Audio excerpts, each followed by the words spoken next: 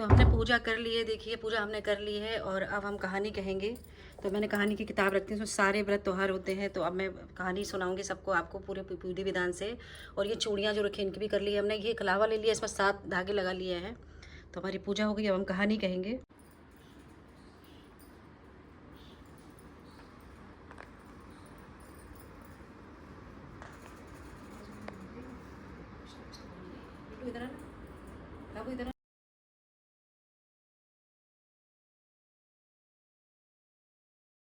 तो hello everyone, welcome back to my channel Sunita Sharma. मन की बातें, मन के काम। तो मैं नहाकर आ गई हूँ और आज है संतान सप्तमी। संतान सप्तमी का व्रत है मेरा। और बस नहा के पहले मैं भगवान की पूजा करूँगी। अभी मेरी पूजा नहीं हुई है। अभी सुबह के 9:30 बज रहे हैं। उसके पहले मैं गुड़ गला दूँ, जिससे कि ना वो मीठी पूड़ियाँ बनाई जाए। संतान सप्तमी व्रत क्यों रहते हैं और कैसे पूजा करते हैं, आज मैं आपको सारी विधि विधान से बताऊंगी। और बने रहिएगा मेरे साथ मेरे ब्लॉग में। मैंने कल मंगा ली, ये मैंने कल गुड़ मंगा लिया था। इसको थोड़ा सा मैंने दुचल लिया है, क्या बोलते हैं, फोड़ लिया है, बारीक सा कर लिया है। इसको गला दूंगी। और ये देखिए मैंने चूड़ी गला दी है अपनी चांदी की। ये देखिए 2 चूड़ियाँ हैं इसमें। इनको गला दिया है क्योंकि चांदी की चूड़ी की ही पूजा की जाती है आज। और वैसे तो हर साल इसको नहीं बनवाया जाता है। अगर नहीं बनवा सकते हैं आप किसी कारणवश, तो जो पुरानी चूड़ियाँ हैं उनको अच्छे से दूध दही में स्नान करा के इनको साफ़ करूँगी, क्योंकि यहाँ पर काली हो जाती है। तो इनको साफ़ करके फिर इन्हीं की पूजा करूँगी इस साल भी। और मैं थोड़ा सा गर्म पानी कर रही हूँ, जिससे गुड़ को गला के जल्दी से पूड़ी बनाने लायक हो जाए, क्योंकि इसमें 14 पूड़ी बनाऊँगी मैं अभी। मैं पानी उठा लेती हूँ। मैंने गुड़ गला दिया है पूड़ी बनाने के लिए। जब तक ये गल जाएगा, जब तक मैं पूजा करूँगी, इसको गुनगुने पानी में गला दिया है। इसको ढक देती हूँ। तो ये देखिए मेरी पूजा की थाली लग गई है। कलश के लिए नारियल, मीठी पूड़ी साथ साथ बना लिए, दिया, धूप बत्ती, केला, फल सब मैंने लगा लिया, फूल भी मंगा लिए हैं। और अब मैं यहाँ चौक पूरूंगी। चौक पूरना बहुत ज़रूरी होता है हमारे अपने सनातन धर्म में। बिना चौक पूरे कोई पूजा नहीं करनी चाहिए। तो चौक पूर के फिर मैं इस पर चौक बनाऊंगी। उसमें दिखाती हूँ आपको। मेरी चौकी काफ़ी बड़ी है, इसलिए मैंने ज़्यादा बड़ा करा है। तो मैं पहले चौक बना लूँगी इस पर। हमेशा पूजा में चौक ज़रूर बनाना चाहिए। जैसे भी पूजा हो हमेशा चौक करके ही पूजा करनी चाहिए। तो मैं चौक बना रही हूँ। देखिए कितने आसान तरीके से बना रही हूँ मैं। हमेशा जो पंडित चौक बनाते हैं मैं वही वाला चौक बना रही हूँ। देखिए मेरा चौक हो गया है कंप्लीट, पूर लिया है। पीछे साथिया, तो इस पर हमेशा जब भी चौक पूरे 4 दाने या जो हुए चावल के ज़रूर डालें। डायरेक्ट चौकी को ना लगाएं। अब मैं इस पर चौकी लगा दूँगी और बिछा दूँगी इस पर लाल कपड़ा। हो गया है तैयार। अब मैं इसमें बैठाऊंगी भगवान को। पूजा की तैयारी लगभग पूरी हो चुकी है और अब मैं पहनूंगी साड़ी। मैं कोशिश करती हूँ जब भी पूजा में मैं साड़ी पहनूँ और तैयार हूँ, क्योंकि हमेशा पूजा को अपने को तैयार होके सुहाग करके ही और पूजा करनी चाहिए। तो अब मैं जा रही हूँ तैयार होने। तो मैं लगभग हो गई हूँ रेडी। ये देखिए मैं रेडी हो चुकी हूँ और अब मैं मौसी का कर रही हूँ इंतज़ार। मौसी आ रही होंगी तो पूजा करेंगे। हर औरत को लगभग अच्छे से तैयार होकर ही पूजा करनी चाहिए हमेशा हमारी पूजा में। और मैंने आज ऑरेंज डाला हुआ है, क्योंकि पूजा में मैं पीला, रेड, ग्रीन और ऑरेंज ये दिखते डालती हूँ। तो देखते हैं, करते हैं शुरू पूजा। हमारी मौसी आ गई है।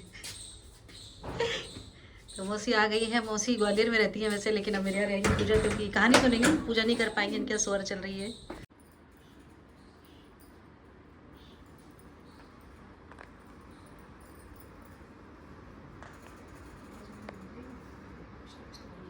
इधर आना बाबू, इधर।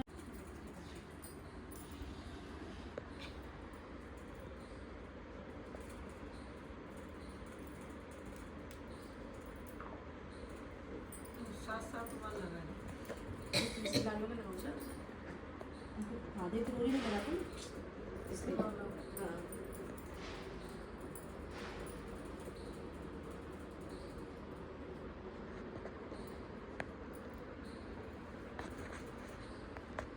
हवा के साथ साथ घाट मार रही हूँ। हाँ।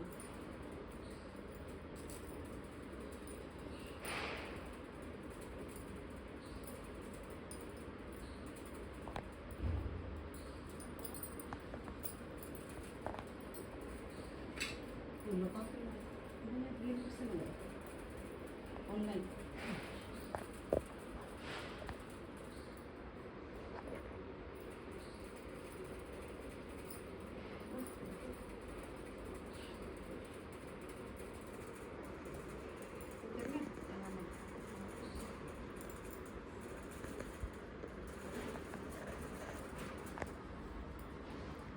ऐसे ही रखती हूँ सब। हाँ,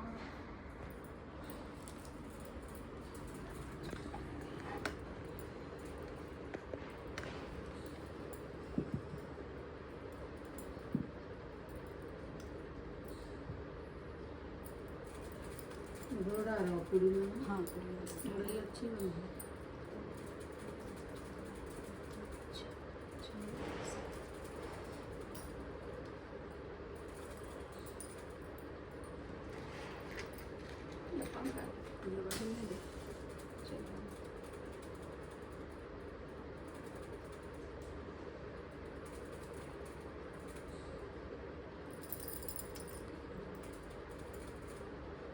बेटा ये वाला बंद कर दो, उधर वाला बंद चला दो। करने कर दो।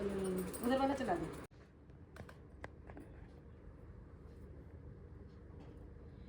बेटने के ऊपर करी। हाँ, बच्चों के लिए खिलाई जाती है काम व्रत, काम व्रत।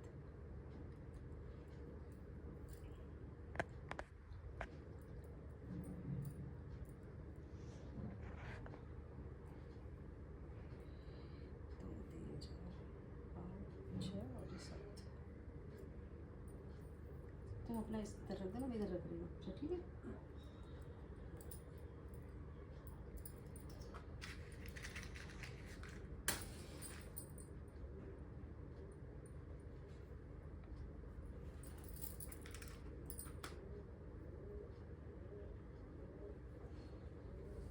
बेटा इसको स्विच से बंद कर दे। अच्छा नहीं, बस अब ठीक है, खाना रहने दे।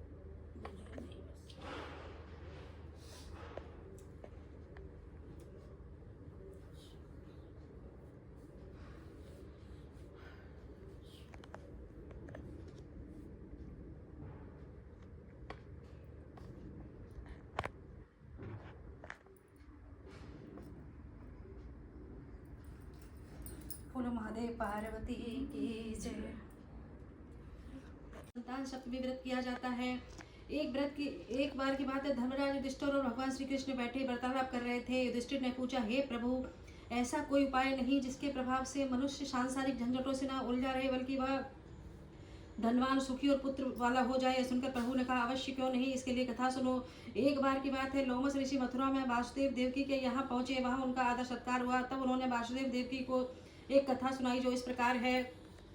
हे देवकी, कंस ने तुम्हारे सभी पुत्रों को मौत दे दी थी और उसी कारण से तुम्हें इतना दुख अनुभव हो रहा था। इसी प्रकार से राजा नहुस की पत्नी चंद्रमुखी दुखी थी। तब उन्हें संतान सप्तमी का व्रत विधि विधान सहित किया, जिसके प्रताप से उनको संतान का सुख प्राप्त हुआ। यह सुनकर देवकी ने हाथ जोड़कर मुनि से कहा, हे ऋषिवर, कृपा करके रानी चंद्रमुखी का संपूर्ण वृत्तांत, इस व्रत को विस्तार सहित मुझे बतलाइए, जिससे मैं इस दुख की छुटकारा पाऊं। लोपक ऋषि ने कहा कि हे देवकी, अयोध्या के राजा नहुस ने, उनकी पत्नी चंद्रमुखी अत्यंत सुंदर थी। वह कथा इस प्रकार से कि राजा नहुस महाप्रतापी थे। उनकी पत्नी का नाम चंद्रमुखी था। उनके राज्य में विष्णुगुप्त नाम का एक ब्राह्मण था। उसकी पत्नी का नाम भद्रमुखी था। वह सुंदर थी। भद्रमुखी और चंद्रमुखी भी आपस में प्रेम था, पितृभाव था। एक बार की बात है, चंद्रमुखी और भद्रमुखी बिहार के लिए गई थी। तब वहां उन्होंने देखा कि सरयू नदी के किनारे कुछ स्त्रियां पूजन कर रही थी। पूछने पर उन्होंने बताया कि संतान सप्तमी का व्रत है और उन्होंने व्रत करने की विधि विधा बता दी। तब से रानी और भद्रमुखी भी नियमानुसार व्रत करने लगी। दोनों ने, भद्रमुखी तो अपनी रानी होने पर गर्व था, अतः वह कभी कभार व्रत करती छोड़ देती थी। इस प्रकार चलता रहा। जब दोनों अपना अपना जीवन पूरा करके दूसरे जन्म के लिए गई, तो चंद्रमुखी अर्थात रानी को बदरिया और भद्रमुखी अर्थात ब्राह्मणी मुर्गी की योनि में गई। वहां पर ब्राह्मणी मुर्गी के रूप में व्रत करती हुई शिव पार्वती को पूछ रही थी, जबकि रानी को कुछ याद नहीं रहा। तत्पश्चात दोनों ने यह जीवन भी पूर्ण किया और ब्राह्मणी ने पुनः मनुष्य योनि में ब्राह्मण की कन्या के रूप में जन्म लिया और रानी पुनः एक राजा की रानी बनी। ब्राह्मणी का नाम भूषण देवी रखा। उसके विवाह अग्निभोज नाम के ब्राह्मण से हुआ। भूषण देवी के 8 पुत्रों ने जन्म लिया और वह सुशील और सज्जन थे। तभी सभी संतान सप्तमी का व्रत का फल था, जबकि रानी निसंतान रही। बहुत समय पश्चात रानी के एक बुद्धिमान गूंगा बहरा पुत्र हुआ और लेकिन मात्र 9 वर्ष की अवस्था में वह भी मर गया। रानी के मन में शोक छा गया। वह दुखी रहने लगी। इस जन्म में भी रानी और भूषणा देवी में प्रेम था। भूषणा देवी ने रानी के पास अपने 8 पुत्रों को छोड़ दिया, लेकिन रानी उनकी ईर्ष्या करने लगी और सभी जीवित रहे। यह देख रानी आश्चर्यचकित हो गई। तब भूषणा देवी रानी से सब बात बता दी और कहा कि ऐसा क्या है जो सभी बच गए हैं, तूने कौन सी तपस्या की, कौन सा व्रत किया है। तब उस ब्राह्मणी ने अपने तीनों जन्मों की कथा सुनाई और कहा, मैं शिव पार्वती का ध्यान करती रही, साथ ही संतान सप्तमी का व्रत निष्ठा पूर्वक करती रही हूँ, जबकि तुम यह भूल गई। अतः तुम्हें यह व्रत पुनः निष्ठा से करना चाहिए। तुम्हारी सारी मनोकामनाएं, परेशानियां दूर हो जाएंगी। यह सुनकर रानी ने बहुत पश्चाताप और तब ब्रह्माणी ने क्षमा याचना करने लगी और उसने नियमानुसार व्रत का संकल्प लिया, जिसके प्रभाव से उसके बाद में पता चला कि उसके 100 पुत्र हुए और वह संतान सुख प्राप्त करके अंततः शिव धाम को प्राप्त हुई। भगवान शंकर के व्रत का ऐसा प्रभाव है कि पथभ्रष्ट मनुष्य भी अपने पथ पर अग्रसर हो जाता है, अनंत ऐश्वर्य भोग कर मोक्ष पाता है। यह कथा सुनकर लोमस ऋषि ने देवकी माता से कहा कि अतः आपको भी व्रत करना चाहिए। यह व्रत करो, तुम्हारे अवश्य पुत्र प्राप्त होगा। इस कथा सुनकर देवकी हाथ में जोड़कर लोमस ऋषि से पूछा कि हे ऋषिराज, इस पुनीत उपवास को अवश्य करूंगी, किंतु आप इस कल्याणकारी संतान सुख देने वाले उपवास का विधि विधान नियम आदि भी समझाइए। यह सुनकर ऋषिवर बोले, हे देवकी, तुम पुनीत उपवास भादों के महीने में शुक्ल पक्ष की सप्तमी के दिन की किया जाता है। इस दिन ब्रह्म मुहूर्त में उठकर के लिए किसी नदी अथवा कुएं पवित्र जल से स्नान करके निर्मल वस्त्र पहने चाहिए। श्री शंकर भगवान तथा जगदम्बा माँ की मूर्ति की स्थापना इन प्रतिमाओं के सम्मुख सोने चांदी की तारों अथवा रेशम का एक घड़ा बनावे, उस घड़े में 7 गांठ लगावे। इस घड़े को धूप दीप अष्ट गंध से पूजा करके अपने हाथ में बांधकर भगवान शंकर को अपनी कामना सफल होने का प्रार्थना करें। तद अनुसार 7 पुआ बनाकर भगवान का भोग लगाए और 7 ही पुए एवं यथाशक्ति सोने अथवा चांदी की अंगूठी बनवाकर इस सबके एक तांबे के पात्र में रखकर उनका षोडश विधि से पूजन कर किसी सदाचारी धर्मनिष्ठ सत्पात्र ब्राह्मण को दान देवे। उसके पश्चात 7 पुआ स्वयं प्रसाद के रूप में ग्रहण करें। इस प्रकार इस व्रत का पारायण करना चाहिए। प्रति साल के शुक्ल पक्ष की सप्तमी के दिन ये देव की सहित वर्णन किया है। अब तुम नियमानुसार करो जिससे तुमको उत्तम संतान के पुत्र की प्राप्ति होगी। इतने के था कि अगर भगवान आनंदगत श्री कृष्ण ने धर्मावतार दृष्टि से कहा कि हे लोमस ऋषि, इस प्रकार हमारी माता को शिक्षा देकर चले गए। ऋषि के अनुसार हमारी माता देवकी ने इस व्रत को नियमानुसार किया, जिसके प्रभाव से हम उत्पन्न हुए। यह व्रत विशेष रूप से स्त्रियों के लिए कल्याणकारी है, परंतु पुरुषों को भी समान रूप से कल्याणदायक है। संतान सुख देने वाला, ये पापों का नाश करने वाला ये उत्तम व्रत है, जिसे स्वयं भी करें तथा दूसरों को भी करावें। इसमें उन्हें संतान सुख प्राप्त होगा, साथ ही घर में सुख समृद्धि आती तथा शिव धाम में उन्हें स्थान मिलता है। इस अतः व्रत अवश्य करें। बोलो शिव पार्वती की जय।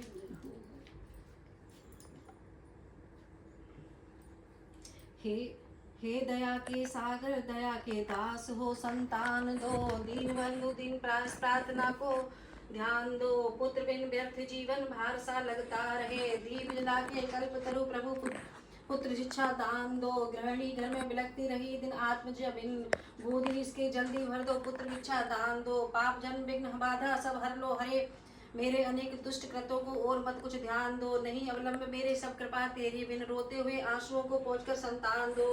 दुख सागर में पड़ा हो प्रभु नविका को बनो, अवलंबन संतान रूपी है प्रभु जलदान दो।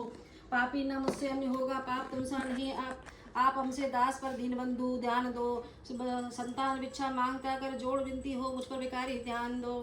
जय गणेश जय गणेश जय गणेश देवा, माता जाकी पार्वती पिता महादेवा। लड्डून के भोग लगे संत करे सेवा, एक दंत दो दंत चारि भुजाधारी। माथे सिंदूर सोए मूसे की सवारी, अंधेर को आंख देत कोड़िन को काया। भाजन को पुत्र देत निर्धन को माया। फूल आए सफल करो सेवा, दीनन की लाज रखो शंभु सुतवारी। कामना को पूर्ण करो जग बलिहारी।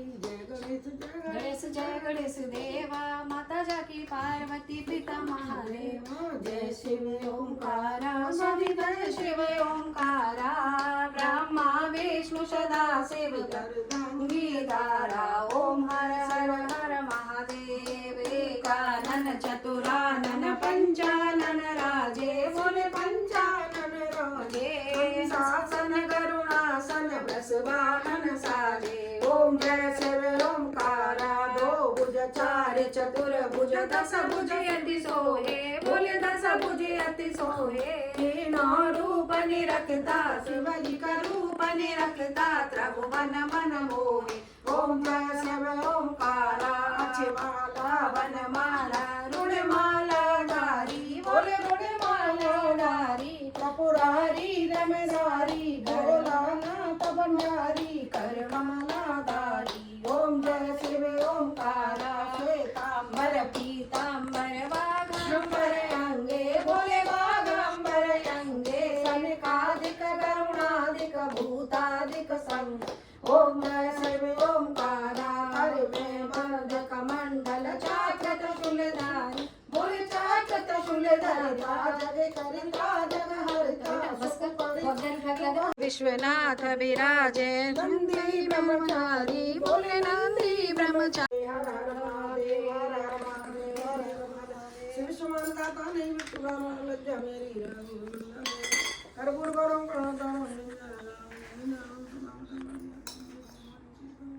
तमेव माता पिता तमेव विद्या चतुरं तमेव नमः तमेव देव तुमहि साथी तुमहि सहारे तुमहि मेरा कोई न। दया की दृष्टि सदा ही रघुनंदन तुमहि वंदन। कर्पूरगौरम गौरम संचारम जगेन्द्रम, सदा वसंतम हृदय गुरुर्ब्रह्मा गुरुर्विष्णु गुरुर्देवो महेश्वरः गुरु साक्षात् परब्रह्म तस्मै श्री गुरुवे नमः।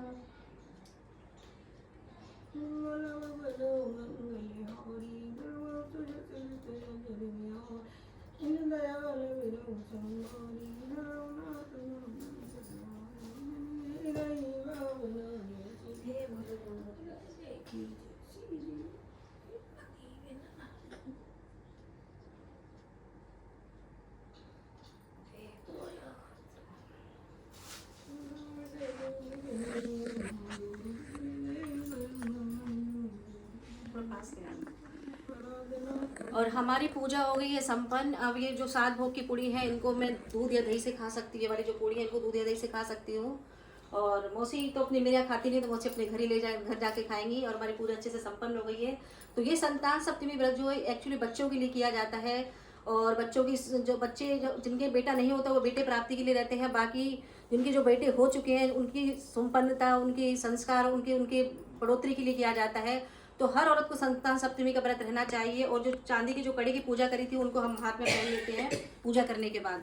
ये जो चूड़ियाँ हैं, ये जो चूड़ियाँ हमने की थी इसकी पूजा, और इसको हम अपने सीधे हाथ में पहन लेते हैं पूजा करने के बाद। बस पहन लो। हमारे यहाँ डेरे में पहनता है। डेरे में तो सीधे पहनते, पूजा का है ना, थोड़ी देर पहनते तो बाद में पहन।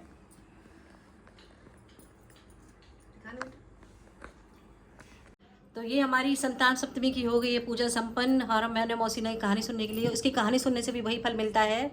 तो ये हमारा संतान सप्तमी पूजा का छोटा सा ब्लॉग था। कमेंट करके जरूर बताना हमारा ब्लॉग आपको कैसा लगा। ये देखिए हमारी पूजा। और वीडियो पसंद आता है तो लाइक कमेंट सब्सक्राइब और शेयर कीजिएगा।